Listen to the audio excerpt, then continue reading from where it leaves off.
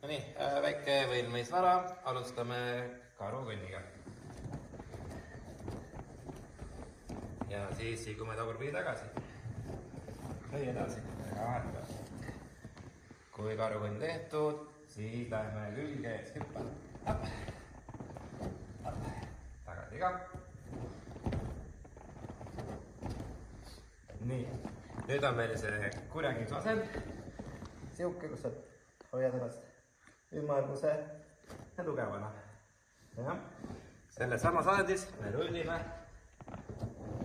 Siin sa võid hoida jalad sirged, võid kirjuta puusa, tulla püsti.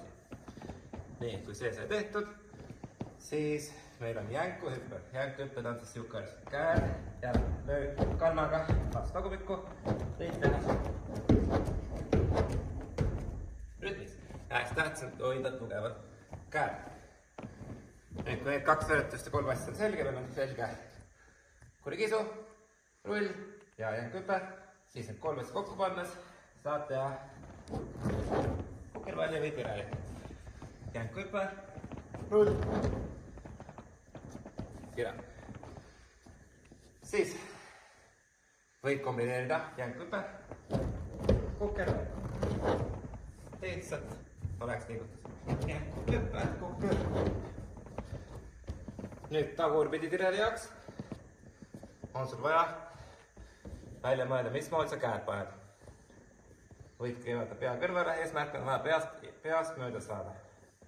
Võid teha niimoodi, et keerad pea kõrvale, tuled mööda kõrvalt pealt, tantsijad teevad väga tihti niimoodi, jumala okei.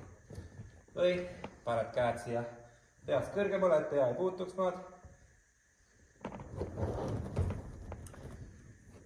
Siis võid panna käed niimoodi, et sul on ükste peal, küünarvarre, peal toimub üle.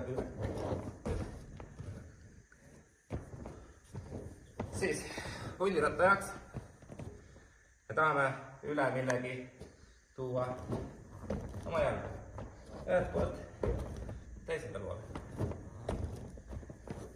Nüüd, kui saab veel raskemaks, te alustad kõrgemalt, sama käsi, sama jalg. Kui mul on vasak praegust, vasak läheb esimesed maha, teil on ka üleval, käedikud kõige parem jalg, käsi. Ja siis võid mõelda, kuidas seda joone peal teha. Proovin üle minna ja mida järjest kõrgemal lähed,